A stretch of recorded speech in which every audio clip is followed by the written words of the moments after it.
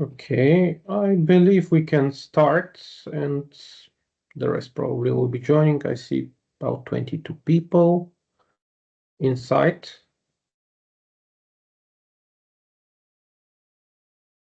So before we start, I want to let you know that this webinar will be recorded, and later on it will be sent to you via email, and of course it will be uploaded in YouTube where you can watch it again.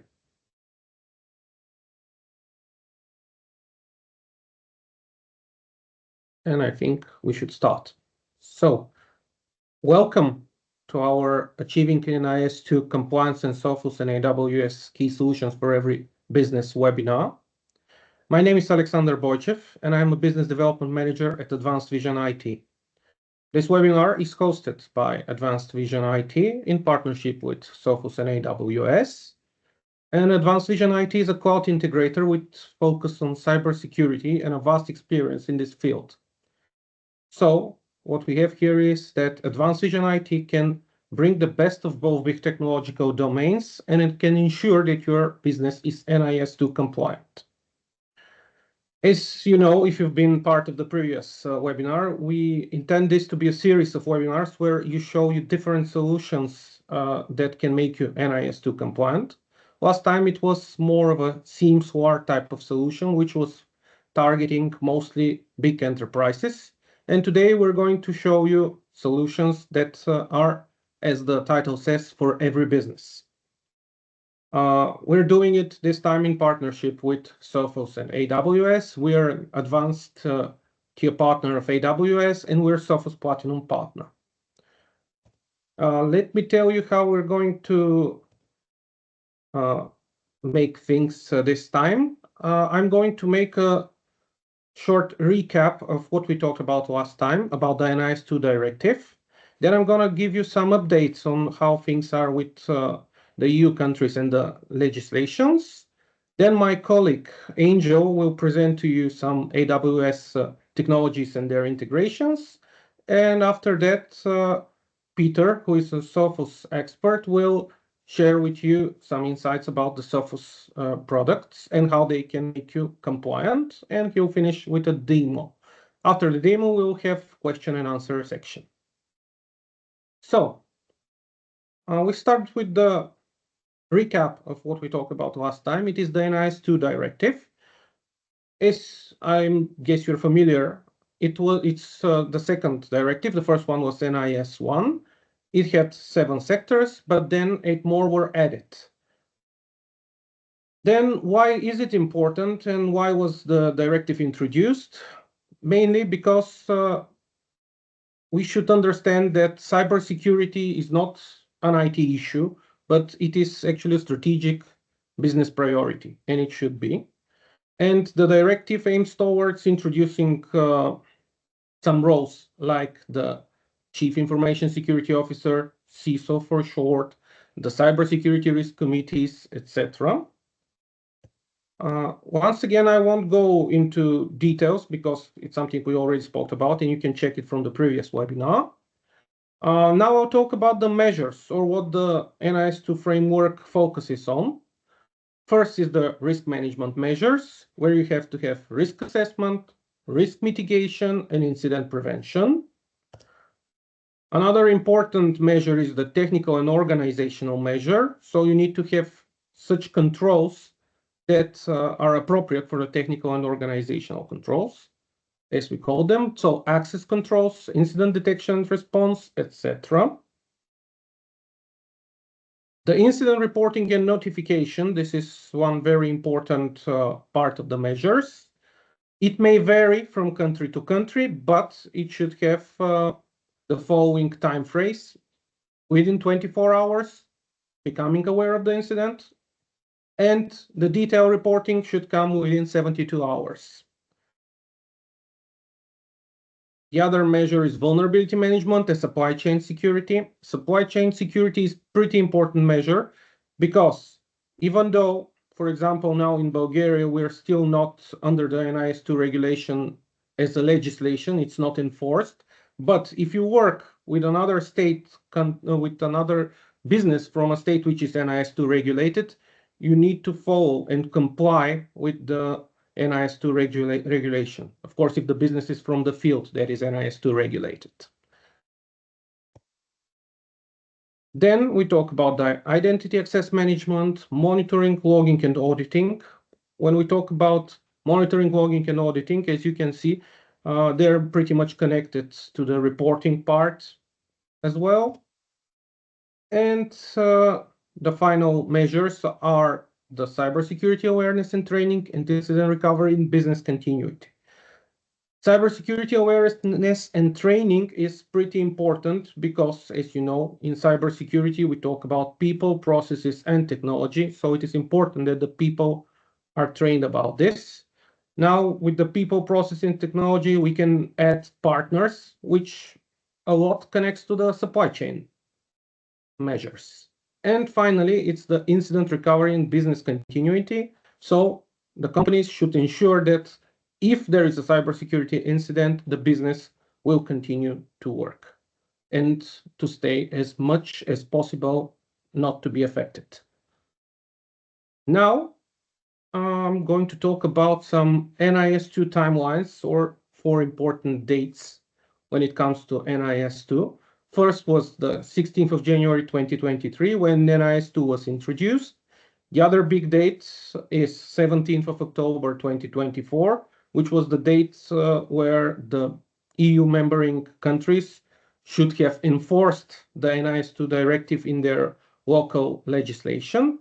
Then the 17th of April 2025, which is coming soon, is where the member states should make a list of essential and important entities, so those that will be covered by the NIS2 directive.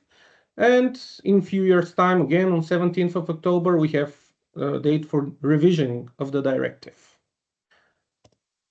What happened though is that on 17th of October 2024, basically only 4 countries from the European Union had enforced the NIS2 in their local legislations.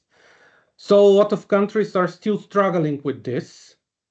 And it was in November where the European Commission actually started an infringement procedure against the 23 members that didn't implement the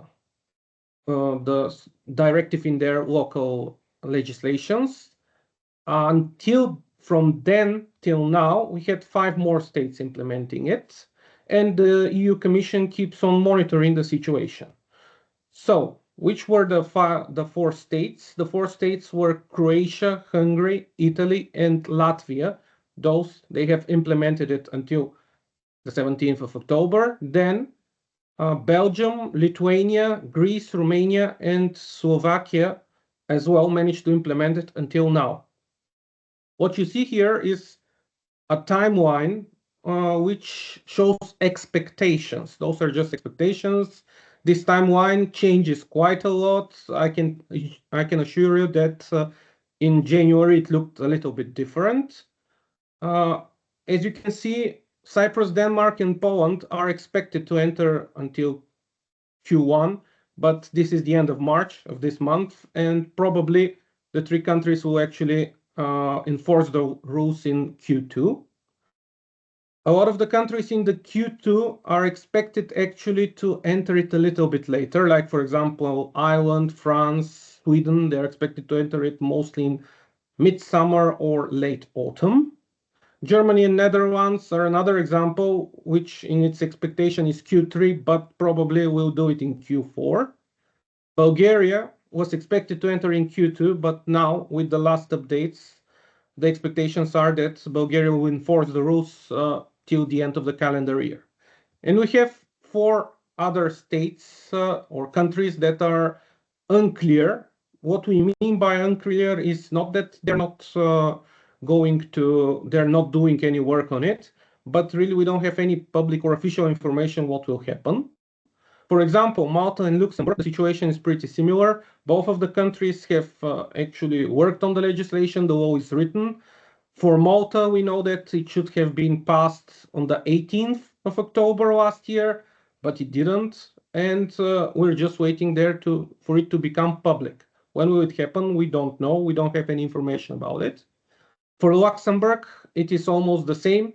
Luxembourg has an initiative for changing some local laws. One of them is connected to the cybersecurity. So we don't know when it will be voted and it will be enforced. Spain and Portugal, they're a little bit similar between themselves as well. For Spain, we know that the bill is written, but now it is under some other authorities and institutions are looking for it, making amendments, and then they will bring it back to the government for voting, but it's unclear when. And for Portugal, we know that two drafts of the directive were made, and they're under public discussions. So we don't know when the public discussions will end for now and when it will be voted. But for most of the countries, we can say that we expect until the end of this calendar year to enforce these regulations. Another update is that there are some countries outside of the EU, like Great Britain, Norway, Switzerland, which as well have similar legislations which will apply. Now I want to present to you three websites, which my colleagues will share with you in the chat, that can be very helpful to you. First one is the NIS2directive.bg, where you can find more information about the NIS2 directive. The CISO.bg is where you can find more about the position of the Chief Information Security Officer, and the NIS2SOS.eu, which will give you a lot of information about the different measures. And in a table type of view, you can see different solutions that can help you become compliant. And finally, here you can see Advanced Vision IT and how we are actually offering the full stack of services when it comes to IT. And now I'm going to give the word to my colleague, Angel, to speak a little bit more about AWS. Thank you very much, Alex, and hello, everybody. Thank you for spending the time to join us today in this webinar. So as Alex mentioned, my name is Angel, and I am a Technical Solutions Manager at Advanced Vision IT. I have been in the cloud for almost 10 years, and I'm happy to share that combining cloud technology and having cybersecurity as a stack, having both of those as experience and expertise is what kind of allows us to stand out in the crowd. Of course, we have the so-called boutique IT managed services, which combine. We have standardized approach towards customers. However, we have a tailored mechanism because we know that every customer is different. Every customer has different types of needs. So we do pay attention to customizing every solution that we provide from beginning to end to our customers to make sure that it really falls exactly with what is expected and what the customer needs. When it comes to the paradigm of AWS, most of you might be aware, there are multiple different built-in services that are focusing on security and compliance that are provided by AWS. Some of them you might have heard already, such as Guard Duty or Inspector. Some of them are recently becoming much more and more popular, so like Amazon Macie and Access Analyzer. So all of the information from all of those tools can go through Security Hub and can be integrated into third-party services. When we go deeper into each and every service that I mentioned in the previous slide. So what is Amazon Guard Duty? If you're not aware of the service, it's intelligent threat detection on data that is stored in Amazon S3 and other workloads, just so that you can reduce the risk. Amazon Macie works on finding PII, so personally identifiable information, in your S3 buckets and classifies data depending on how sensitive it is. So it could have high risk, medium risk, or low risk. and basically what Macy does is alerts you accordingly based on what exactly the fines are. Amazon Inspector runs checks for vulnerabilities and exposures on AWS's virtual machines, so that would be Amazon EC2 instances. IAM Access Analyzer in its own is a very interesting, comprehensive tool that scans all the policies that have been attached to the resources, such as Lambda functions, S3 buckets, KMS keys, etc. And basically, it checks if external access is by any way, like mistakenly or deliberately provided external access to.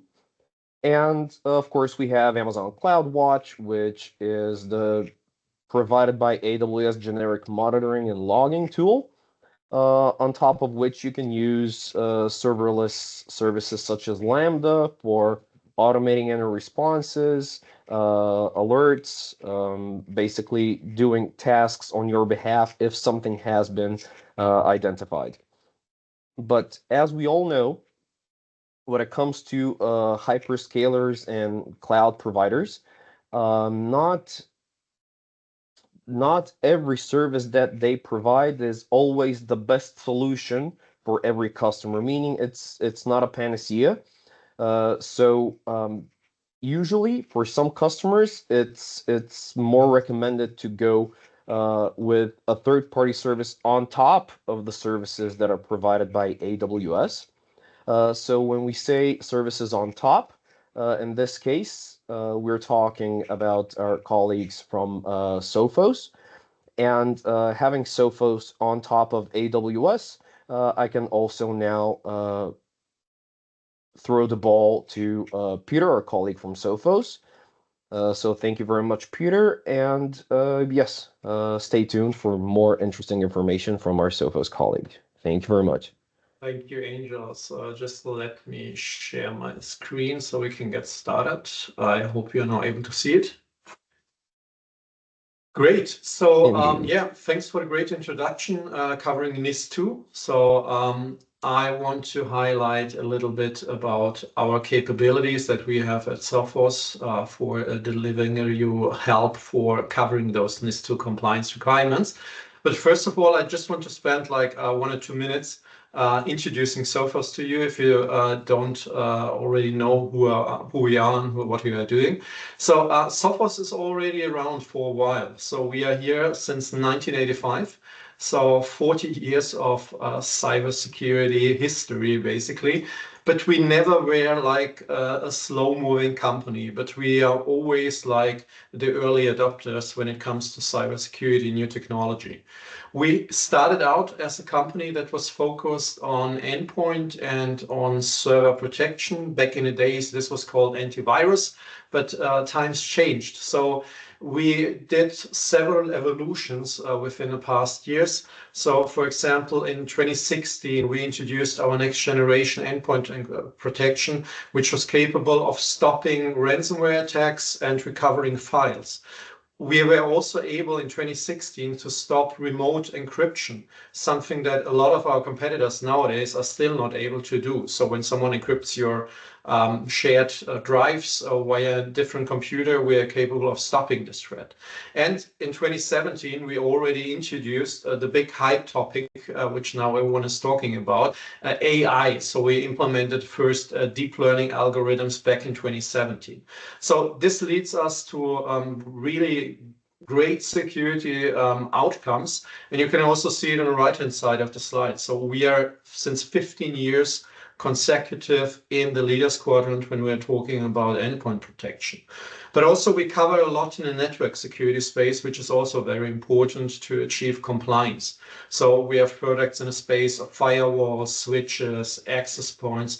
All these things combined provide you a very good cybersecurity posture, of course. But we also tackle one thing where a lot of organizations struggle at the moment, and this is providing or protecting your company 24/7. And this is why we started out 6 years ago with a managed SOC. So this is our managed detection response service, where we are basically extending your IT security department and helping you to stay protected around the clock. So let's focus on NIS2 now. So as I already said, of course, we have tools or we have products that will help you to achieve compliance. But as we already learned, it's not only about products. So there is no give me that NIS2 product so that I'm compliant.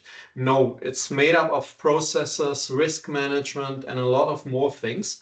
But still, there are, of course, very important components that can be covered by solutions. So we can provide you with a NIS2 compliance card, which basically translates the requirements from NIS2 into the products that can help you to achieve compliance in this specific detail.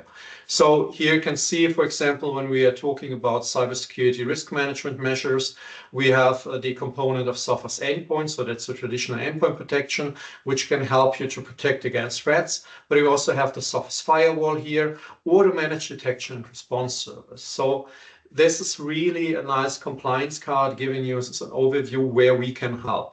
And a good thing about Sophos is that we are not like a one-trick pony where we have just one single solution that will just like apply a patch to one little thing of the NIS2 compliance. We really build a complete cybersecurity ecosystem. So back when I started at Sophos 13 years ago in 2012, we started developing something that we call now Sophos Central. So that's our central administration platform for all the products that we have out there. And we built this platform in a way that it will be easily extended. So we are adding more and more functionality from different spaces there to give you the tools to protect your organization. So when we are talking about cybersecurity, there is not like the one thing that will solve all your issues, of course.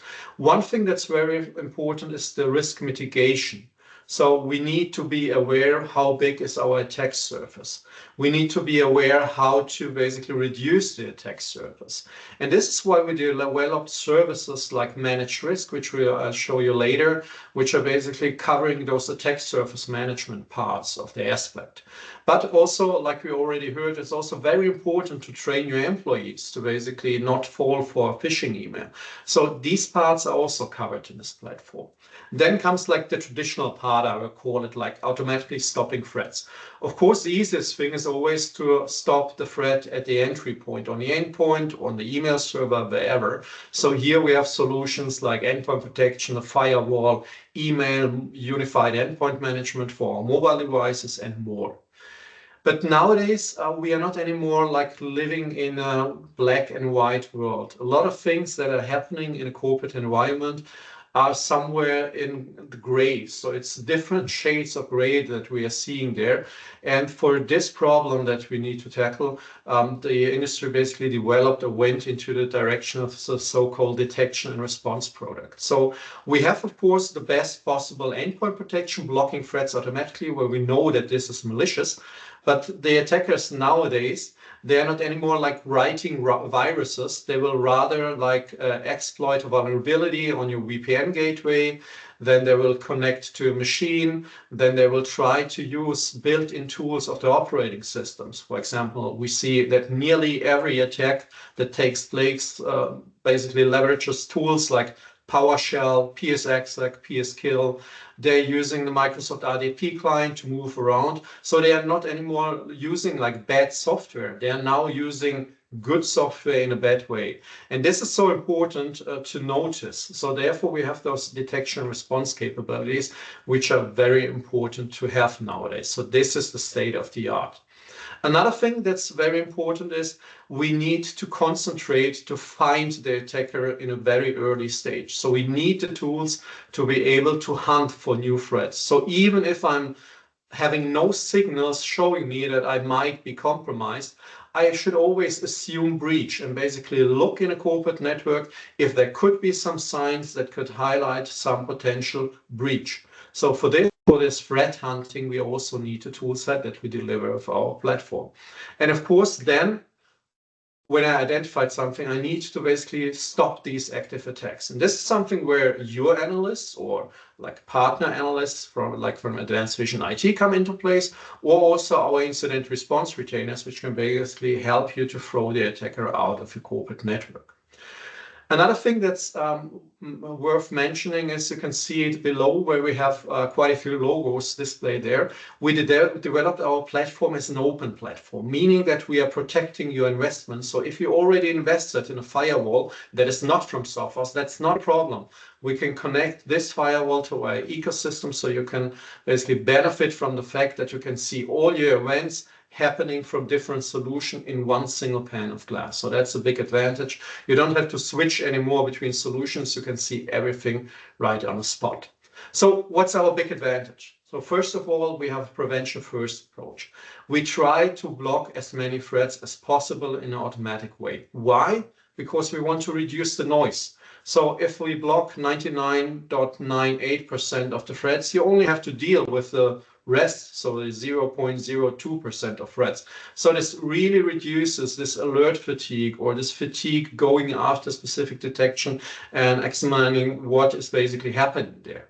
Another thing, like I already told you, we started to integrate AI back in 2017. Now we are featuring 50 plus deep learning and Gen AI models in our solutions, leading to very automated ways to detect and to respond to threats.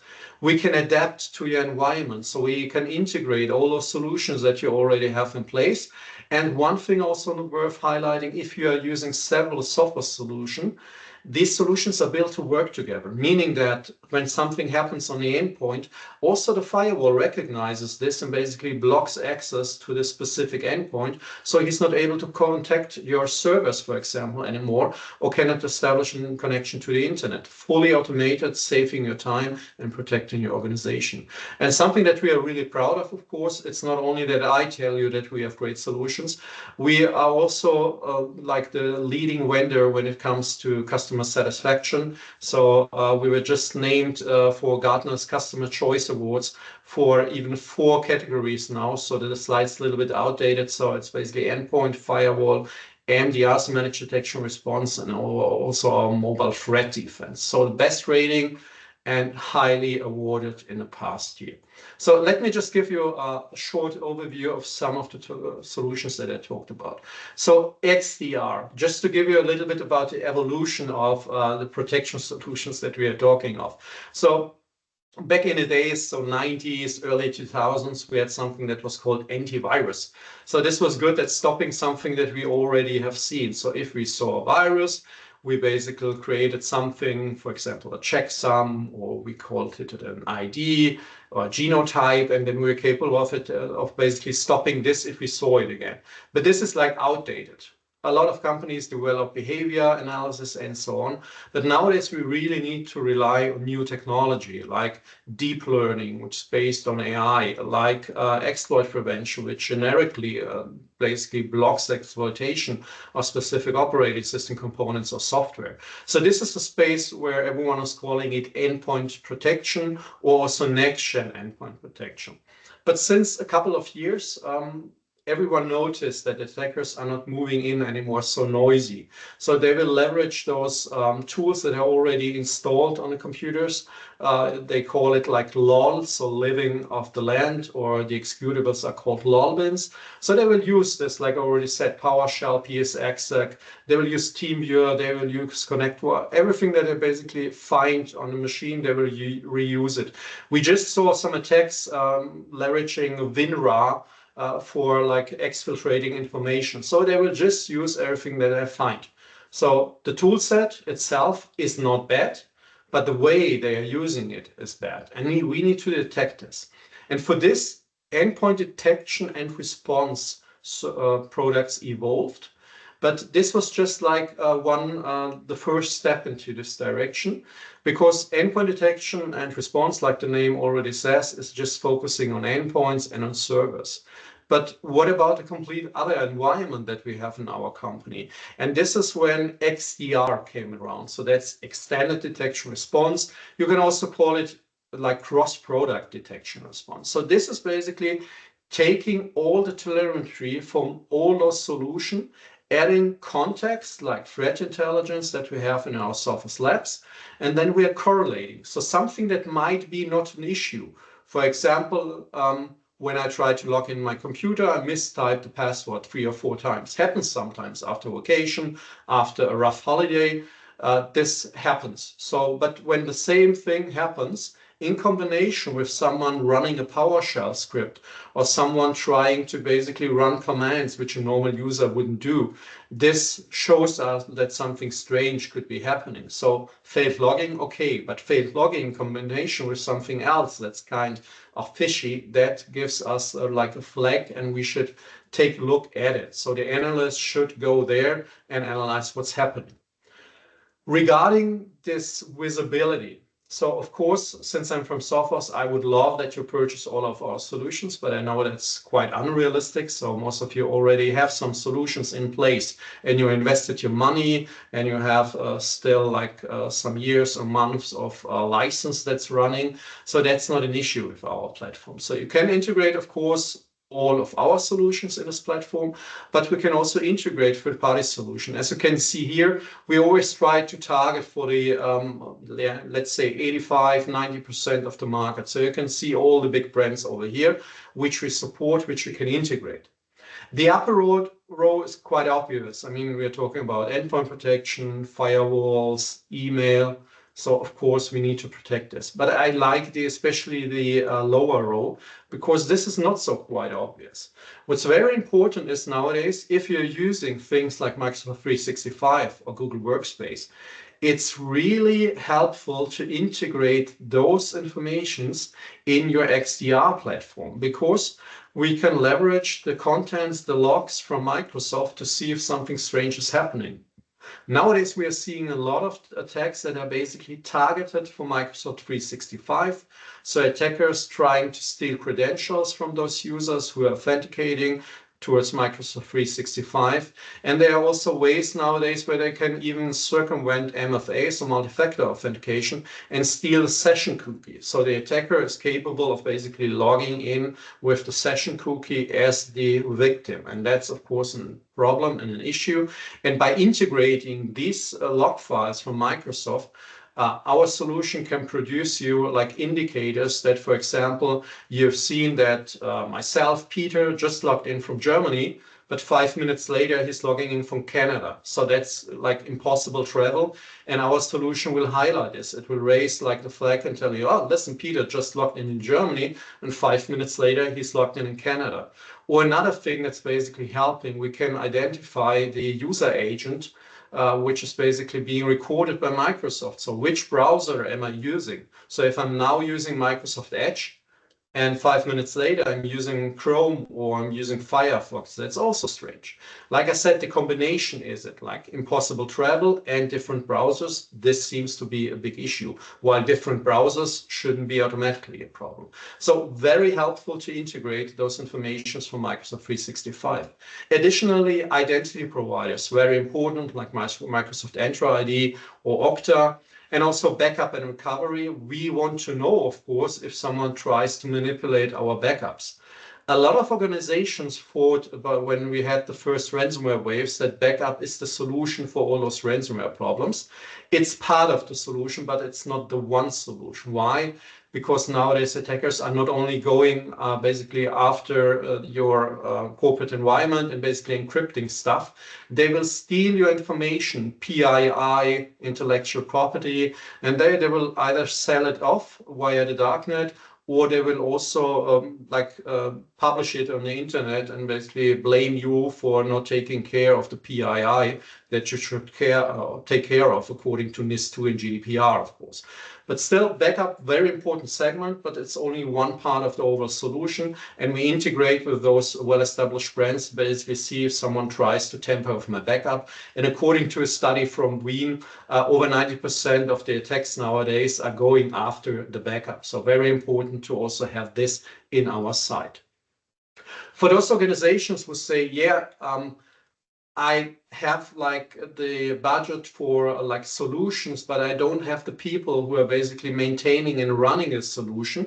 And I mean, we have several millions people missing in cybersecurity, so we cannot find enough people who are into the space. According to a study, I think from IC2 from 2023, there are 4 million cybersecurity professionals that we don't have, but that we need to protect our organizations. And especially for this, we developed our managed detection response service, meaning that our colleagues, so we have hundreds of analysts in a background who are basically taking care, protecting your organization and extending your IT security team. So they will do 24/7 detection and response.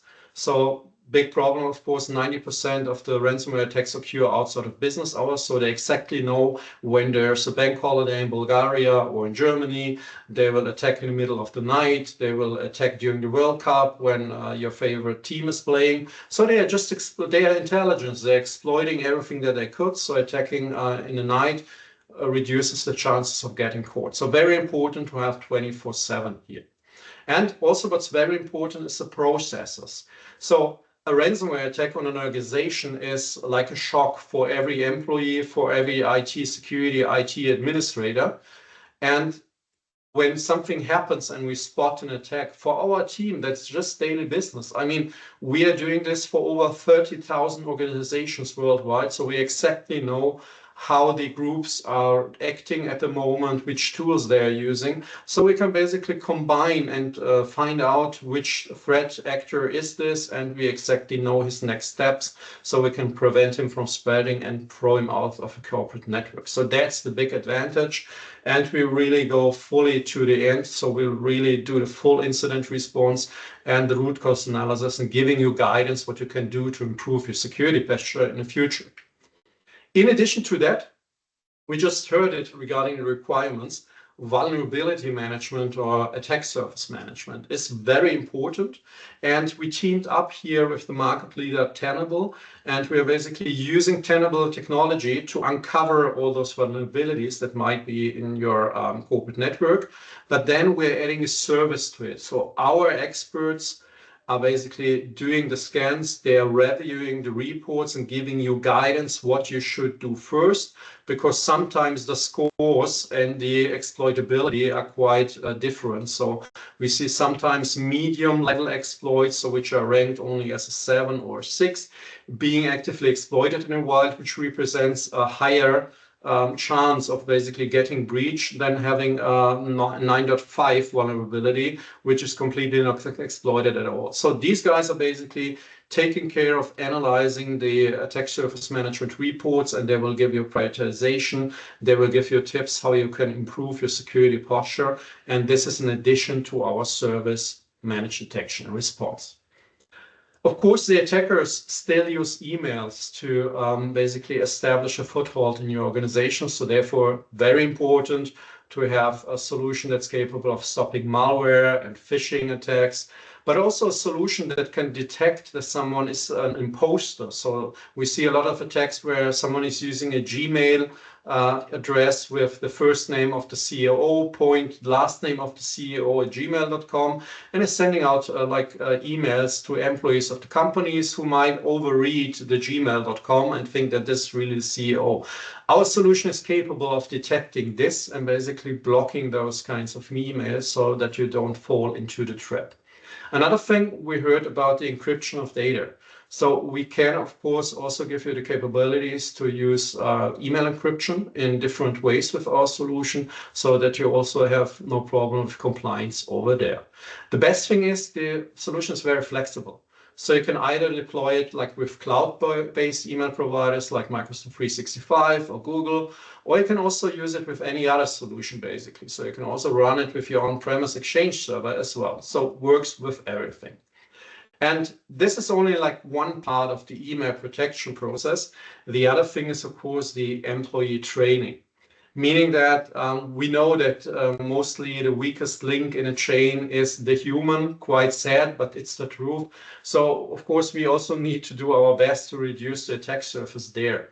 So with PhishThreat, you can run phishing simulations. So you can basically build your own phishing email and you can simulate like click phishing emails where the employee just clicks on a URL, or you can also simulate credential stealing attacks or attachment attacks where an employee should execute an attachment. Once he gets caught, he will get like a message like, oops, you clicked on the wrong link. That's not bad. That's not a problem because this is just a training. But in the future, you shouldn't do this because this can compromise our organization. Please take this training. So we have also training courses helping the employees to basically understand the situation better and giving them some tips and guidance how to basically spot a fish before clicking on a link. So this is really a way to effectively train cybersecurity heroes employees, also a requirement in this 2 of course. The last product I want to talk about before giving you like a short overview of our platform is Cloud Optics. So we already heard that Amazon has quite a lot of security features built in nowadays, but still there is something that's a problem if you have, of course, different environments in place, and that you also want to have a look from a third-party perspective. And this is what Cloud Optics gives you. So this is our cloud security posture management tool, which is basically constantly monitoring your cloud environment. A lot of cloud issues basically happened because misconfigurations, for example, of S3 buckets. Amazon did a great job in the last years to improve or add security by default to those S3 buckets, but you still see that some misconfigurations can be exploited from an outsider, so from an attacker. Therefore, we have a complete 24/7 monitoring like of your computers or your environments in the cloud. We also have an automated compliance reporting, so you can select a specific standard and our tool will calculate you how compliant your cloud environment is when it comes to this standard. And of course, we offer multi-cloud visibility. So we are basically covering AWS as the clear leader in the cloud space, Azure from Microsoft, GCP from Google, and also if you're running local Kubernetes clusters, you can also integrate them to get this full visibility of your cloud environment. But let's dive in now in a short demonstration of our product platform. So this is Sophos Central. So this is like the administration interface of our ecosystem that we have built. So you can see here like your configuration, if everything is properly configured. So we are also taking care of the configuration that an administrator is doing and giving him hints. Okay, you configured this correctly, or there might be some risky exclusion potentially there where we should like improve something. So you will get an idea how good or bad your overall score is over there. So when talking about services, you can also add your contacts there. We will see this later on. When we're talking about the product, so I just scratched the surface here. So you can see here all the products that we have in place. So our endpoint protection, our mobile device management solution or unified endpoint management solution for all those tablets and smartphones. Encryption, a very important topic. Here it covers the hard disk encryption for macOS and Windows devices. Servers, of course, get their own specific parts and items and policies because they are very special compared to endpoints. Then we have our Cloud Optics tool over here. And this is basically giving you all this protection, endpoint, server, and cloud workload. In a network space, we also cover all those different solutions, like from really the firewalls, wireless, DNS protection, zero trust network access, switches, and one component that's very important, network detection and response, because firewall typically sees like the north-south traffic, what's coming into the network, what's leaving the network. NDR sees basically all those network flows, so everything that happens inside your corporate network as well. Email protection and phish threat, of course. And now I just want to highlight like the components that are, I think, the most interesting ones. And this is our managed detection and response tool and managed risk as well. So we will just switch to the managed detection response dashboard over here. So when we go there, we will again see like a dashboard giving you insights. I mean, this is a service. So the only thing that should be interesting for you is, of course, like seeing a management summary, what's happening. NDR analyst coverage. So all around the clock, we have someone there protecting your organizations. You can also see how much effort those experts are putting into threat hunting, or into detection engineering when we are like replying to new attacks. You can also see the proactive threat hunts and in which tactics and techniques they are basically went to. So command control, so we proactively search for command control server traffic and similar things.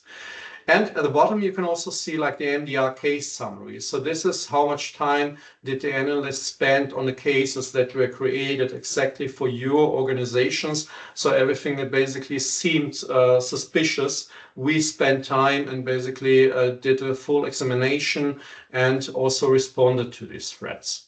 When we are looking at those cases, we can also here basically see the complete list. Typically, since this is a managed service, you are not very interested in it. So, but still, I want to show you around a little bit. So we are basically listing here all the things that basically happened and with all the details, but we also include an AI summary. So we really have to translate like all the tech in the background in some human readable form. So you can very easily read this report and understand what really happened in your corporate network. But like I said, again, the analysts from our team will basically take over, analyze all the detections that happened and respond to the threat. Probably also interesting, worth highlighting is that we also have like a little device exposure dashboard giving you an idea how many of your machines were not patched since the past 30 days, 90 days, 180 days. Very important to keep your infrastructure updated. So here we are covering the operating system updates. Marketplace, you already saw it. So we integrate in a lot of things like AWS as well, of course, and also different players in different segments of the market as well. The last thing in what I want to mention about MDR, so of course you need to enter like authorized contacts if something happens to the contact. Of course, our partners like Advanced Vision IT can also be like the bridge between you and our SOC team, so you don't have to be around all the time. You can either collaborate with our team, but then I would suggest that you also activate the checkbox, which basically means if our team tries to reach your contacts, no one is available, they can take action and respond to the threat. Or you can say, I fully trust Sophos, they are authorized, they can immediately initiate the response. So that's also possible here. And just a few seconds on managed risk. So managed risk, like I said, is tackling the problem that there are a lot of vulnerabilities for sure in every corporate network. And what we are doing here is we have specialists that are basically running those attack surface management scans. They will give you a compilation against which vulnerabilities you are basically vulnerable in your corporate network, and they will do the thing that is the most work, so prioritize and give you guidance what to do next to solve those issues. So that's a quick overview. And just one more minute to give you an idea of a very nice tool that we have that you can also access by contacting our partner Advanced Vision IT. That's our NIS2 Directive Compliance Assessment. So that's a website where you can basically enter the information about your company, and then you are guided through the NIS2 Directive, and you can answer all those questions.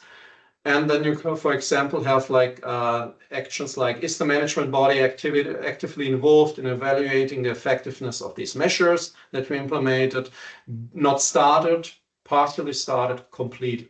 And this is important. So later on, you will receive a report, and then you have a good talking point as well to a management or any regulating bodies. How far are you in this process of getting NIS2 compliant? So please reach out to our partners from Advanced Vision IT to gain access to this tool and many, many more stuff so that you can get NIS2 compliant. So thank you very much, and I'll just stop sharing now.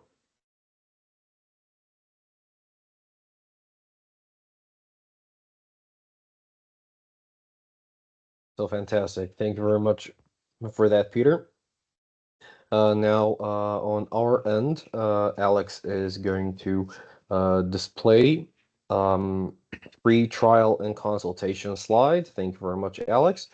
Basically, what we can provide to all attendees today is for you the ability for you to try out Sophos services, of course, with an implementation bonus from Advanced Vision IT.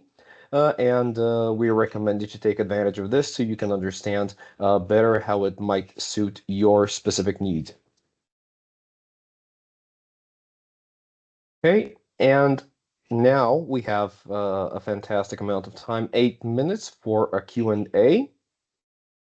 So if you have any questions, you can either write them in the chat and we will try to address them, or if nothing comes to mind right now, of course, we will be available for any and all questions that you might have after the webinar.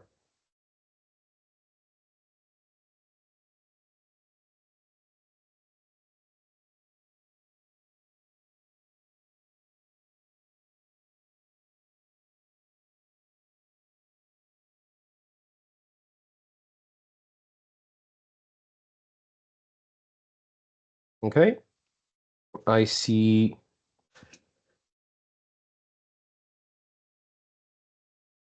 no questions have come in yet. Regardless, either way, as Alex already mentioned, we will be sharing the presentation, the recording with all participants. And if, of course, you would like to try out the services that we provide together with Sophos, you can definitely feel free to reach out to us.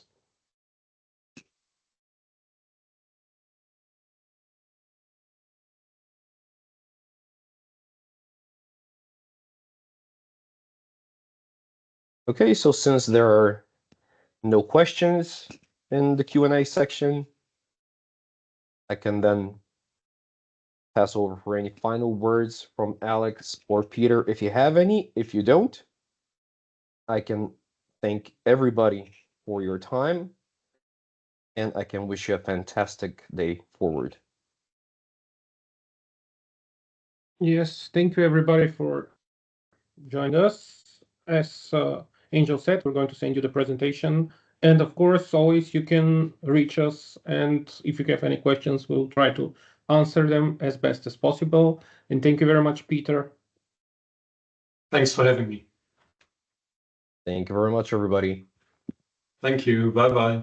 Have a good one. Bye.